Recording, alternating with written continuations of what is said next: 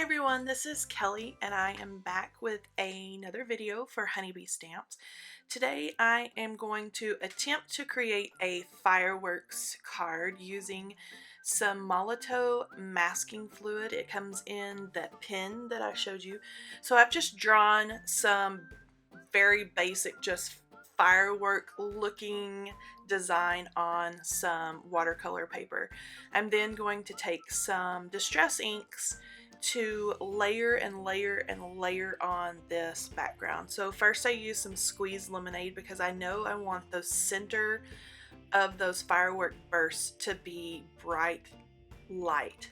And then I took Chip Sapphire, it's that deep navy blue distress ink, and I am just patting these onto the surface of that background because I don't want to scoot them around. I don't want to take up that masking fluid that I added with that pen. And so I am going in with the Chip Sapphire again and just dabbing that on, patting it on. I took a little bit of candied apple to do kind of a red, white, and blue look. I took a little bit of Blueprint Sketch, which is more of a royal blue, into that top little burst of fireworks there. And then after I get the colors laid on, you're gonna see I add a lot of water. This is black soot here, so it's getting ready to get really dark like the night sky. I'm gonna spray it pretty generously with a distress sprayer.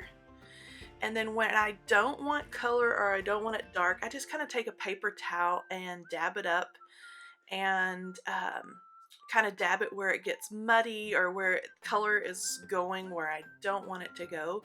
Kind of dab it out of those middles because again, I want a little bit of color in there, but I don't want it really, really dark because that's the big burst of the fireworks.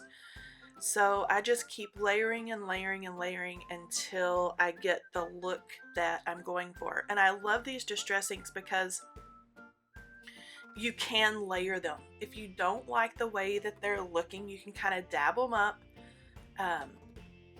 and then lay down some more ink or some more color and spray it again and just keep going until you get the look that you're going for. And so you'll even see here in just a second that I kind of spray and then look and then add just a little more ink. And I have done this lots of times in the past with doing like the galaxy backgrounds. And I love these little ink pads because I can just take them straight to the paper. I'm not worried about trying to use a watercolor brush or a blending tool. I just take the ink pad straight to the paper and I have better results that way. I did add a little bit of wilted violet for a kind of a purpley night sky look. And I think this might be the final drying process here. And I just dried it with my heat tool, as you can see here in between. I'm too impatient to wait until, just set it aside and let it dry. So after you're finished and it's all dry, you have to wait until it's really good and dry. You can either use your fingers or an adhesive eraser and very gently take that masking fluid up. It just kind of peels away. I wanted to use some gold glitter paper and I did not have any in my stash, so I made my own with some glitter paste. I just spread that all over the piece of cardstock there. And then I want my greeting or my sentiment to match. This is the Celebrate die from Honeybee Stamps, and I just cut that right out of the center of that piece of gold paper. I'm sorry, I have a little helper there to the side. He tries to help. So I've cut that greeting out of the center of that card. You're never gonna see it. And then I'm adding that onto a white card base with some ATG tape. Get that all set up, and you can see my card base is bigger than my background. So I just trimmed the card base around it to make it all fit.